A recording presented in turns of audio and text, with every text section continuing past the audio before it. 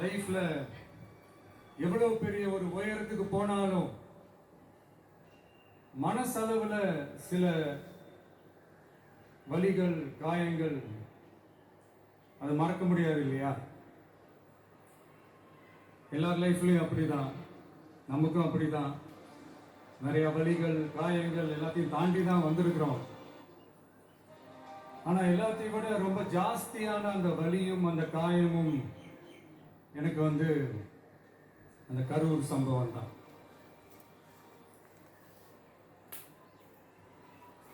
மக்களை சந்திக்கிறதுக்காக மக்களை சந்திக்கணும், மக்கள் பிரச்சனைகளை எடுத்து பேசணும். அதுக்காக தான் அந்த மக்கள் சந்திப்பு பயணத்தை தொடங்கி திருச்சி, அரியலூர், நாகப்பட்டினம், திருவாரூர், நாமக்கல், கரூர் அப்படின்னு சொல்லிட்டு போயிட்டு இருந்தோம். அரியலூர்ல அந்த மீட்டிங் முடிச்சுட்டு பெரம்பலூர் போறதுக்கு முன்னாடி அந்த பெரம்பலூர் போலீஸ் எங்களை அலர்ட் பண்ணாங்க.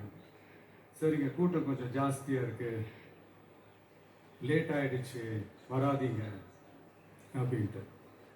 So we had no choice. Police சொன்னால் நம்ம அதை ஒபே பண்ணி தானே ஆகணும். அதே நேரத்தில் பெரம்பலூர் மக்களோட அந்த சேஃப்டியும் மைண்டில் எடுத்துக்கிட்டு ஒரு மன வலியோடவே திரும்ப போயிட்டோம். அதுக்கப்புறம் பெரம்பலூர் தொகுதி மக்களுக்கு மன்னிப்பும் கேட்டோம்.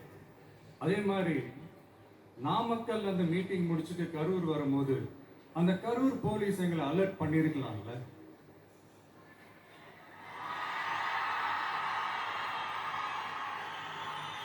இல்லை சார், இங்க எதிர்பார்த்ததை விட கொஞ்சம் கூட்டம் அதிகமா இருக்கு, கண்ட்ரோல் பண்ண முடியல, வராதீங்க.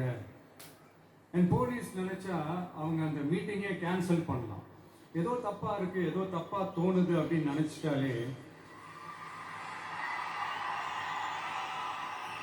they have all the rights to cancel the meeting. எங்ககிட்ட கேட்கணும்லாம் ஒன்றும் அவசியமே கிடையாது. ஆனா அதையெல்லாம் எதுவுமே செய்யாம அந்த ஹைவேல இருந்து அந்த ஸ்பாட்டுக்கு போலீஸே எங்களை உள்ள கூட்டிட்டு வந்து விட்டு அந்த நாடகம்லாம் இருக்கு பாருங்க.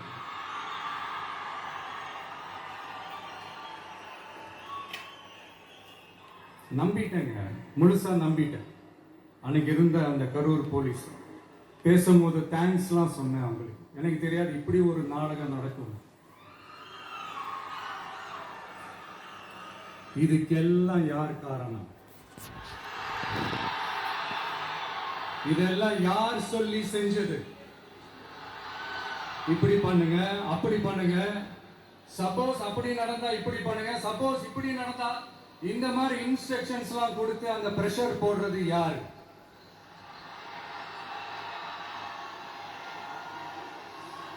அந்த சம்பவத்துல நம்ம யாரெல்லாம் எழுந்திருக்கோம் தெரியுமா? ஒரு டிவியில என் படமோ பாட்டோ வந்துச்சுன்னா, அம்மா விஜய் மாமா, அம்மா விஜய் மாமா அப்படின்னு சொல்லி அவங்க அம்மா கிட்ட சிரிச்சுக்கிட்டு அந்த டிவி ஸ்கிரீனை போய் தொட்டு முத்தம் கொடுத்துக்கிட்டு என் அக்கா தங்கச்சிங்களோட தங்க பிள்ளைகளை எழுந்திருக்கோம்யா. மழலை கூட சரியா வராதப்போ ஒரு பேப்பர் மேகசின்ல என் போட்டோவை பார்த்தா அதை சிரிச்சுக்கிட்டு அந்த கள்ளங்கவனம் இல்லாத அந்த சிரிப்பு, அந்த கடவுள் மாதிரி இருக்கிற அந்த பச்சை பிள்ளைகளை எழுந்திருக்கோம்யா. என் அக்கா தங்கச்சி அண்ணன் தம்பி குடும்ப உறவுகளை இழந்து அந்த வலியோட இருக்கிற என்ன நீங்க ஏளனமா பேசுறீங்களா? ஏன் மேல பழிய தூக்கி போடுறீங்களா? இப்படி ஒரு சம்பவம் நடந்துருச்சு.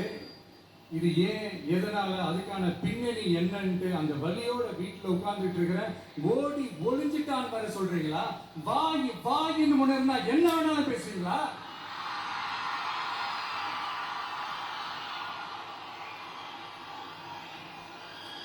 மக்களே, நான் உங்களையே கேட்கிறேன். அன்னைக்கு அத்தனை கிரௌட் இருந்துச்சு, அந்த கிரௌடுக்கு தகுந்த மாதிரி போலீஸ் பாதுகாப்பு கொடுத்தாங்களா? இந்த இடத்தை எடுத்துக்க சொல்லி நாங்க தான் சொன்னோம்னு ஒரு போலீஸ் ஆபீசர் பேட்டி கொடுக்கிறாரு. அதுக்கு என்ன அர்த்தம்? இவ்வளவு வலி, இவ்வளவு காயங்கள் கொடுத்துட்டு பழியை தூக்கி நம்ம மேல போட்டுட்டு அதுல ஒரு அரசியல் ஆதாயம் தேடுறீங்களேயா? இதுல வாய் கூசாம சட்டசபையில ஸ்டாலின் சார் நம்ம மேல திருப்பி விட்டு அங்க ஒரு அரசியல் செய்யறாரு. அதுக்கு என்ன அர்த்தம்? நமக்காக வந்திருக்கிற மக்களை காக்க வைக்கிறதுக்கு நான் ஒன்னும் ஆதாயம் தேடுற அரசியல்வாதியெல்லாம் கிடையாது. மக்களுக்காக அரசியலுக்கு வந்தவன் இந்த விஜய். எனக்காக எல்லாமும் கொடுத்த என் மக்களுக்காக எல்லாத்தையும் விட்டுட்டு மக்களுக்காக மட்டுமே அரசியலுக்கு வந்தவன் இந்த விஜய். அவங்களுக்காக நன்றி கடன் செலுத்துறதுக்காக மட்டுமே அரசியலுக்கு வந்தவன் இந்த விஜய். உங்களுக்கு தான் இந்த விஜயை பத்தி நல்லா தெரியுமே.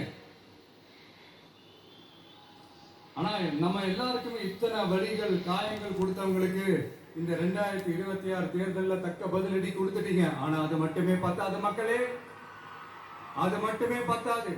காலகாலத்துக்கும் எழுந்திருக்கவே முடியாத அளவுக்கு நிரந்தரமான ஒரு பதிலடியை நீங்க கொடுத்துக்கிட்டே இருக்கணும்.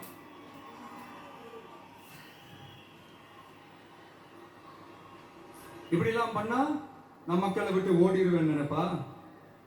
யார் என்ன ஓடினாலும் நான் மக்களை விட்டு எல்லாம் ஓட மாட்டேன். அன்னைக்கும் சொன்னேன், இன்னைக்கும் சொல்றேன், நாளைக்கும் சொல்றேன், தில்லா சொல்லுவேன், கெத்தா சொல்லுவேன். பணமா ஜனமா அப்படின்னு கேட்டா என் ஜனம் தான் எனக்கு முக்கியம்.